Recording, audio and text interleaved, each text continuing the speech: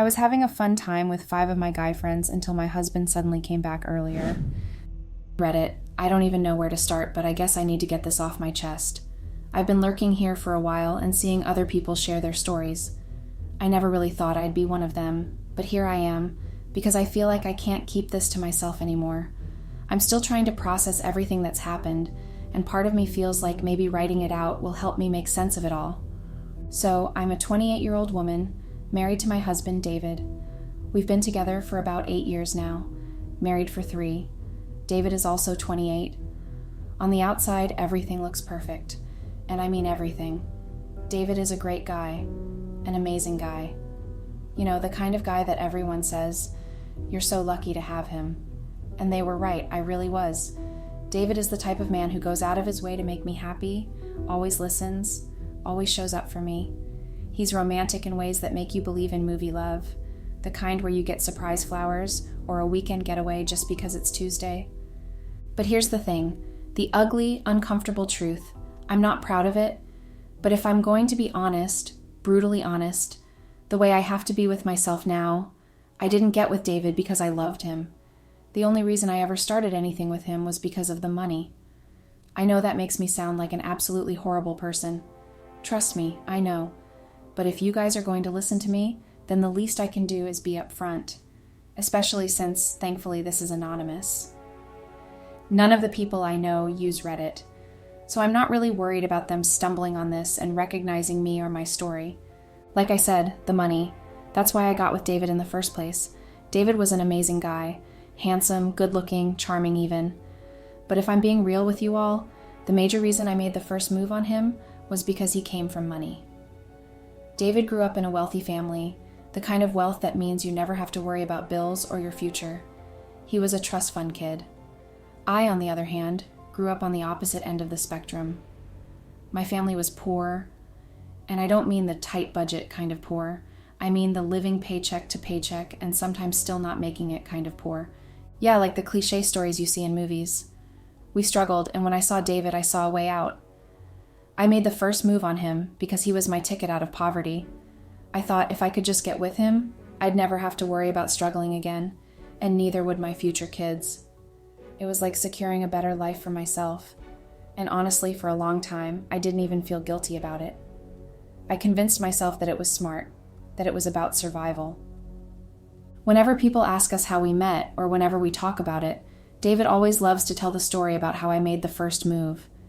He's always so proud of it, like he thought I was bold and confident. He'd say he had a crush on me but was too shy to ask me out, and he loved that I went for it. But the truth is, I didn't ask him out because I liked him. I asked him out because I knew what being with him would mean for my future. I grew to like David, a lot actually.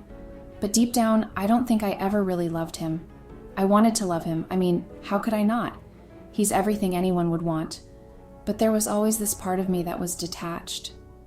I think I'm so twisted and broken that I don't even know how to love properly. David never did anything wrong. He never hurt me, never disrespected me. He was always good to me. I just couldn't love him. Not the way he deserved, and not in the way a wife should love her husband. I know it's awful. I'm an awful person, and there's no way to say all of this without sounding like the worst human being in the world. Trust me, I've tried to justify it in my head for so long, but it's all bullshit. I used David for what he could give me, for the life he could provide, and in return, I gave him this half-hearted version of a wife. Like I said, I liked David, but I never loved him. I just couldn't, despite how great he was, despite how amazing he was, despite how much he loved me, and despite everything he did for my family. He's been nothing but generous, and I mean really generous. He paid off my parents' debts, took care of my siblings' tuition fees, and even gave my parents a house to stay, something I could have never dreamed of. You'd think that with all of that, I'd be the happiest woman in the world, but that's not how it turned out. I was a stay-at-home wife, something I had asked for, something I had wanted from the very beginning. You see, I watched my parents struggle for years. We barely scraped by. I remember nights where my mom would skip dinner just to make sure my brother and I had enough. I promised myself that I would never, ever live like that again. When I met David, I saw my way out, and when we got serious, I made it clear that I didn't want to work. He didn't mind. He actually loved the idea of me staying home, taking care of the house, and eventually our future kids. So, even before we were married, I was already a stay-at-home partner. And after we tied the knot, I settled into that role fully. I never worked a day in my life after that. David was the one bringing in all the money. He was covering all the bills, not just for our house, but for my family as well. My parents basically live in a home that David owns. So, yeah, he has always been amazing to me and to my family, and I won't deny that. But here's the thing. I just could never be satisfied with him. I don't know why. I should be satisfied, right? I had everything I ever wanted. A loving husband, financial security, and a life most people could only dream of. But none of that made me happy.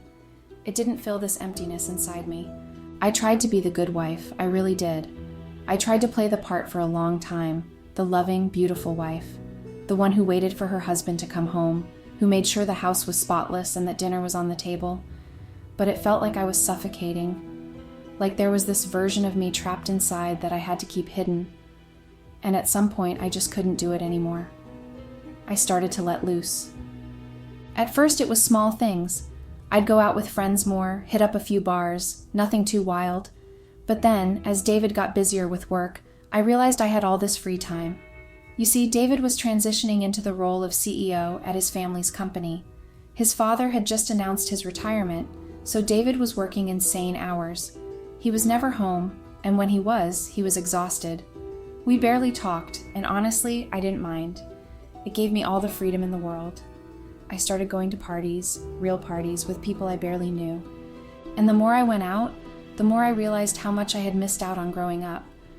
I didn't get to party or have fun when I was younger. I was always too worried about money, about surviving. But now I had money, and I had all the time in the world. So I started going all out, drinking, dancing, staying out until 3 or 4 in the morning. I started hanging out with people who were all about that life, partying, spending money, living it up. And with David's bank account behind me, I was the life of the party. People flocked to me because I could afford to buy rounds of drinks for everyone, to throw money around like it didn't matter. I met a lot of people during those nights out, guys mostly. Guys who didn't care that I was married, who saw the ring on my finger and still wanted to flirt with me. And honestly, I didn't stop them. I liked the attention. I craved it, actually. It made me feel alive in a way that being at home with David never did. I wasn't just someone's wife at those parties. I was someone exciting, someone who could have fun, who could break all the rules without consequence. It started off innocent enough. Harmless flirting, maybe a little bit of dancing that was a bit too close. But it didn't take long for things to escalate. Soon enough, I was spending time with these guys outside of the parties, grabbing drinks, hanging out at their places. One thing led to another, and before I knew it, I was cheating on David. It wasn't just one guy either. It was a few, and they all knew about each other. It became this weird, twisted thing where I had this whole separate life that David knew nothing about. He'd be at work, doing his best to secure our future, while I was out there, ruining it. That's when I met them, the 5 guys who would become my regular friends.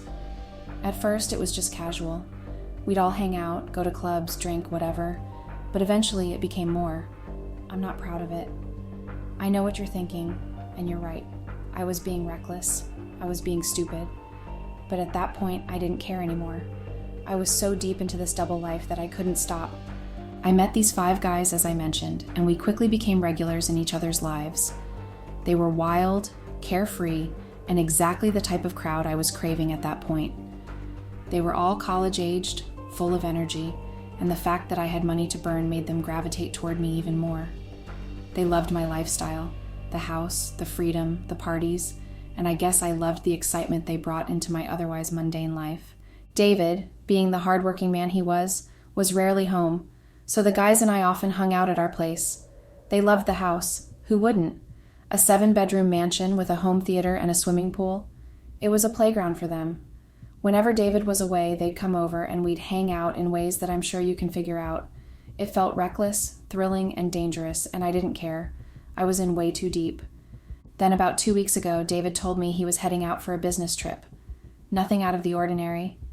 He'd be gone for 3 days, just like usual. I felt a surge of excitement as soon as he told me because I already knew what was going to happen. I planned to have the guys over for a couple of days, get everything cleaned up before David got back, and pretend like nothing had ever happened. David left in the morning, and I waited for hours after just to make sure he didn't forget something and come back, like in some stupid movie scene. Once I was sure he was really gone, I texted the guys to come over that evening. We spent the entire night doing what we usually did, drinking, laughing, and being intimate. The next day, they were walking around the house like they owned the place. I didn't care. I was caught up in the moment. That evening, we ended up in the bedroom again. It was supposed to be our last night before I kicked them out early the next morning. I had to clean the house before David returned. Everything was going smoothly until it wasn't. We were upstairs in the middle of it all when I suddenly heard David's voice downstairs. My heart sank. I don't know how I didn't hear the security alarm go off, or if one of those idiots had forgotten to lock the door. But suddenly, David was home. I didn't have time to process it. One moment I was lying there with 5 guys, and the next I heard his footsteps on the stairs. I froze. It was like time stopped, and all I could hear was the sound of my own heartbeat. David walked in. The door swung open, and there he was, standing in the doorway. I expected him to yell, scream, and demand answers, but instead, he was calm. It was the kind of calm that terrified me more than any anger ever could. He didn't say a word at first. He just stood there looking at me. I could feel the weight of his stare, and it felt like my entire world was crashing down around me. Then, without a word, he took out his phone and calmly called the police.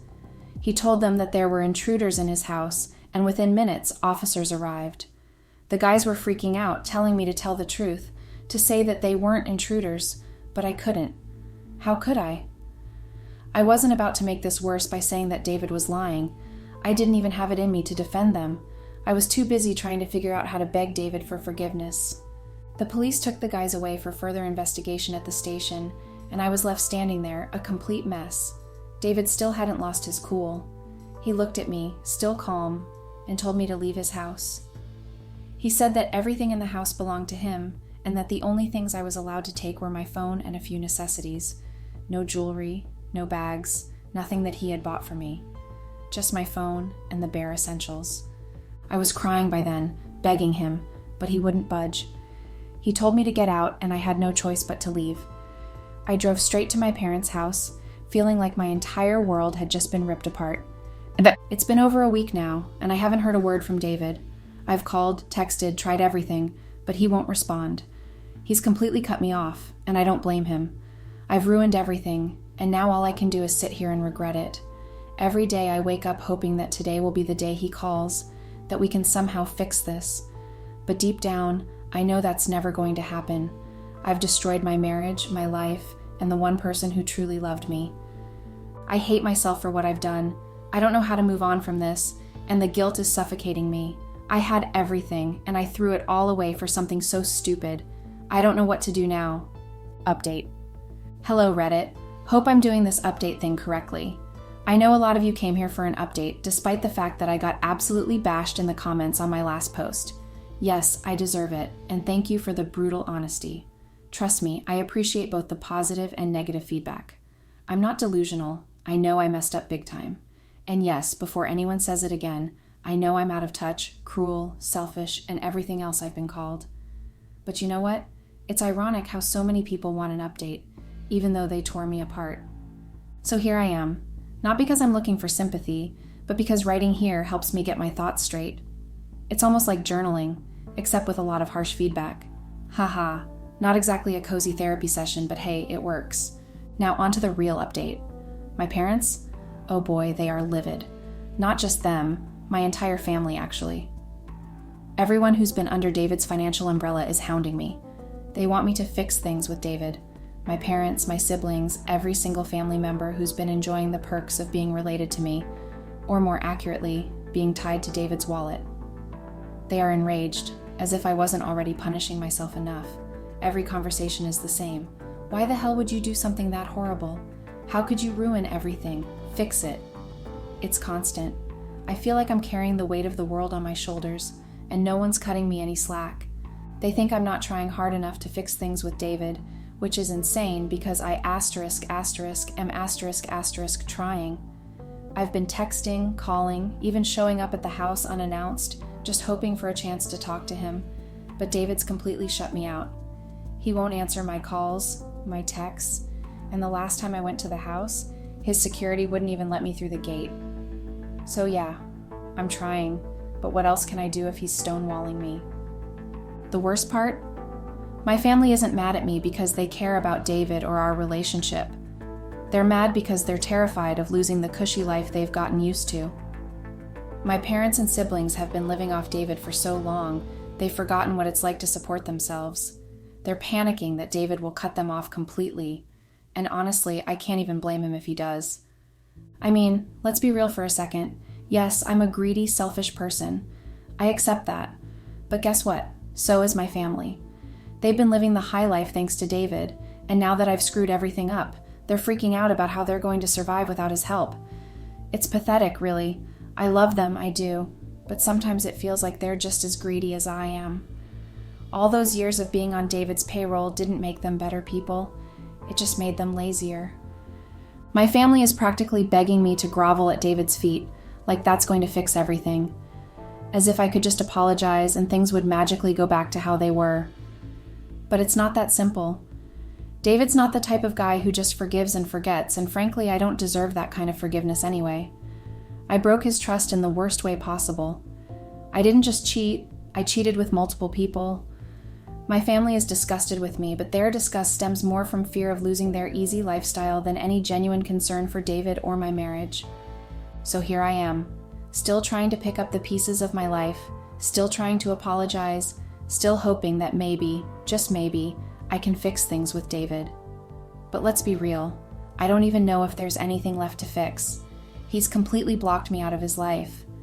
I'm stuck at my parents' house, surrounded by people who are mad at me, not because I hurt someone they cared about, but because I hurt their meal ticket. I don't know what to do. David was everything. I don't even know where to start rebuilding. My family's breathing down my neck.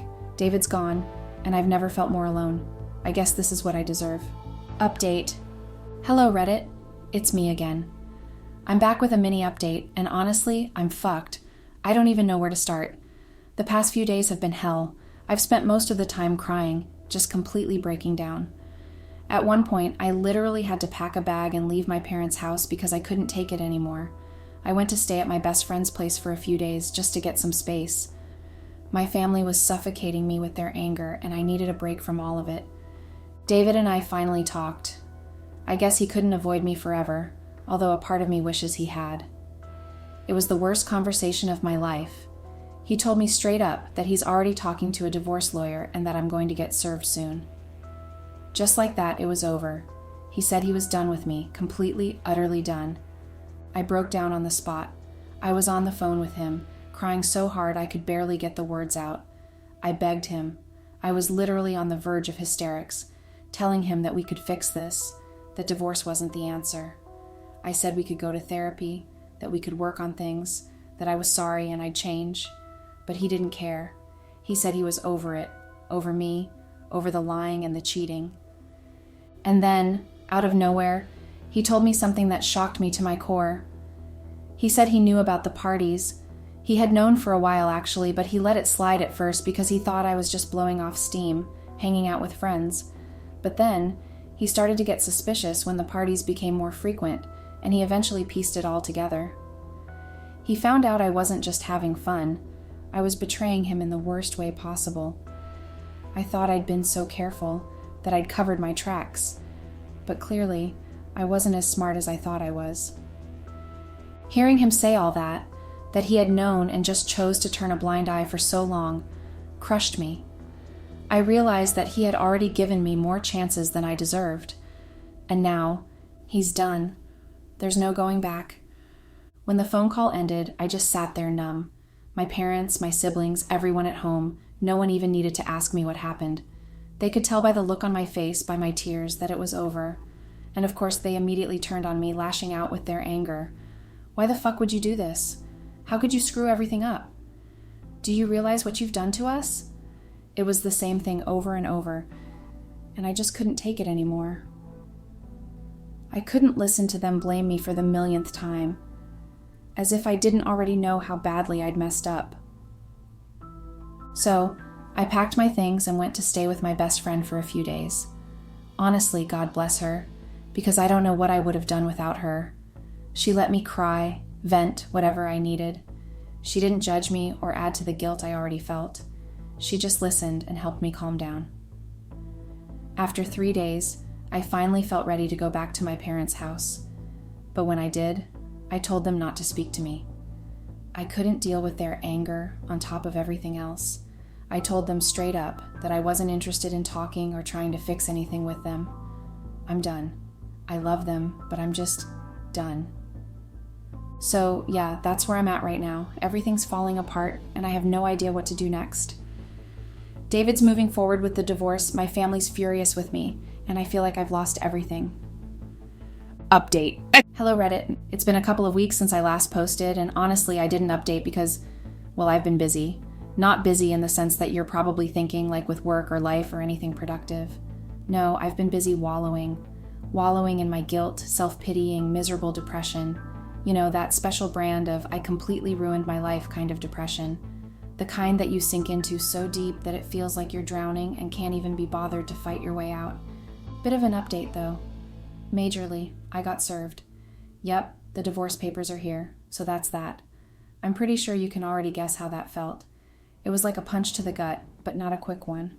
More like one of those slow-motion movie punches where you see it coming, but there's nothing you can do to stop it. And then when it hits, it's like everything inside of you has been hollowed out. I feel like I'm going mad. I mean, how do you even process something like this? It feels like my heart, my soul, everything that made me has been ripped out. How did I have something so precious, so perfect, and let it slip through my fingers like that? Just how could I have been so stupid?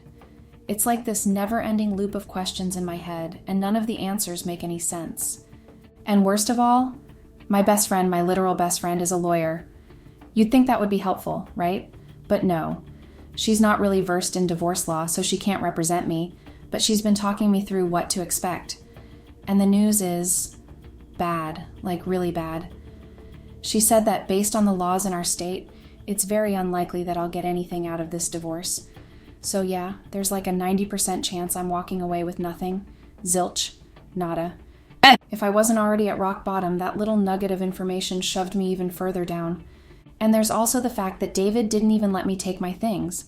Not the jewelry, not the bags, not the expensive stuff he bought me. Nothing. And maybe that sounds materialistic, but honestly, I'm broke right now. I'm completely broke. And if he had let me take at least some of that stuff, I could have sold it to keep myself afloat. But no, I'm left with nothing, and I mean that in the most literal sense possible. So, where am I? I'm at my parents' house, living off them, feeding off them like a parasite. If it weren't for them, I'd probably be on the streets right now, with nowhere to go and no one to turn to. But even that's not great. My parents are still pissed, like really pissed, and I get it. They're angry, they're scared, and they don't know what's going to happen next. David was their golden ticket too. Without him, we're all in trouble. So yeah, they're not exactly thrilled to be housing me right now. We don't talk much. I pretty much ignore them, and they ignore me. It's easier that way. Every time I try to talk to them, it just turns into another argument about how I ruined everything, how I destroyed the one good thing we had, so we just avoid each other now. The silence is better than the constant fighting, and that's it. That's where things stand. David's moving forward with the divorce. I'm stuck here at my parents' house, and my life is officially a dumpster fire. I've got no money, no future, and no idea what to do next. Update. Hey everybody, it's me again, and things have gone from bad to worse. I don't even know how to process it anymore. There's so much panic going on around me, but I'm just numb, completely numb. I feel like David has gone too far now, like he's using this whole situation to punish not just me, but my entire family. And honestly, maybe my family kind of deserves it. All those years of living off David, getting comfortable, getting lazy, and now everything's coming crashing down. So here's what happened. Things were bad, but now they're spiraling. We gotta notice. David is giving us 2 weeks, just 2 weeks to get our stuff and leave his house. I say his house because it's exactly that. It was never ours. And now he wants us out like yesterday. My parents, they're panicking. They've been trying to talk to him, calling, pleading, groveling even. But David, he's not budging. He doesn't want to hear any of it. He's done. He wants us gone, and we have no choice. Why? Because years ago, when David let my parents move into his house, they signed some informal agreement with him. No legal protections, no lease, just David's word that they could stay as long as everything was good. Well, guess what? Everything isn't good anymore, and now there's nothing stopping him from kicking them out. We can't even contest the 2-week notice because legally, we don't have a leg to stand on.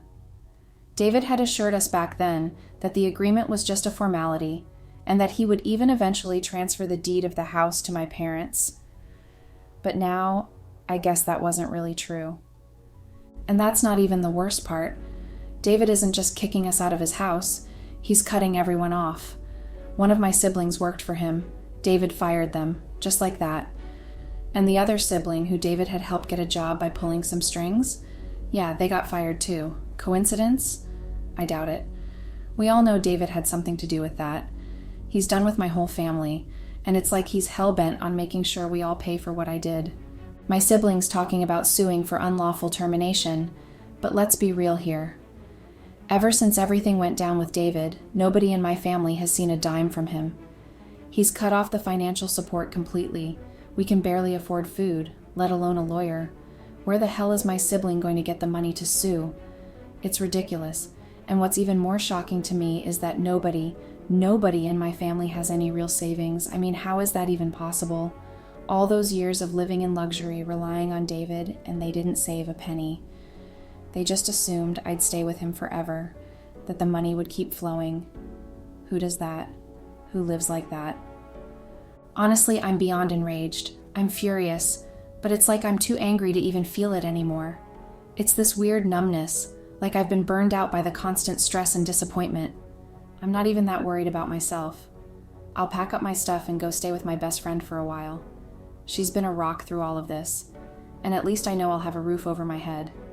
But my family? They're screwed. My parents and siblings are the ones who are going to be running around like chickens with their heads cut off, trying to figure out what to do. We have no money, no home, and David has cut everyone off. And the worst part is, they don't even know how they're going to survive. They've been so dependent on him for so long that they don't know how to fend for themselves. So, yeah, this is where we are. David has gone so far with this, and I honestly can't tell if I even blame him anymore. I mean, I get it. I messed up. I know I did. But punishing my family like this, it feels like an extra level of wrong. I deserve what's happening to me, sure. But my family, did they really deserve this? I don't know. Maybe they do.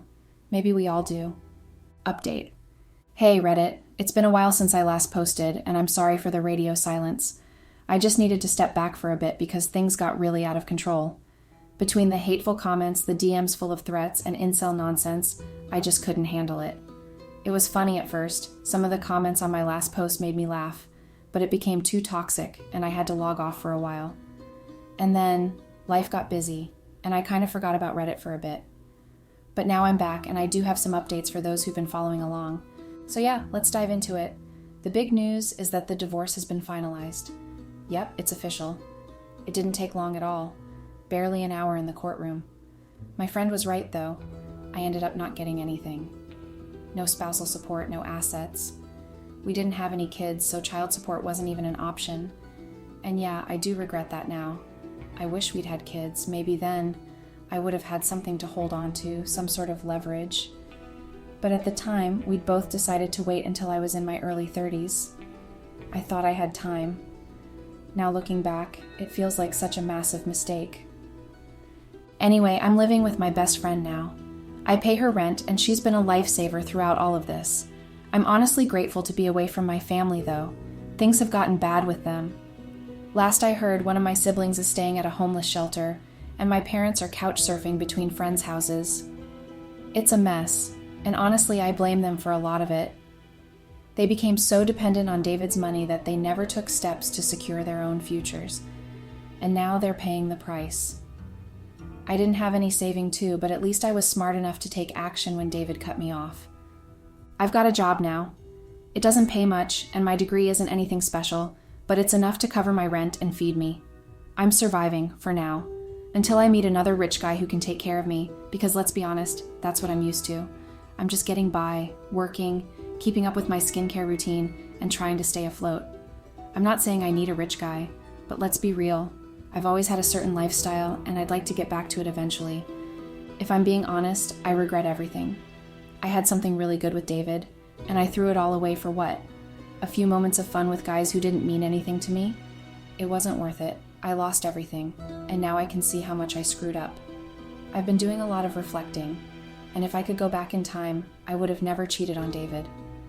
I had something so precious, and I let it slip through my fingers.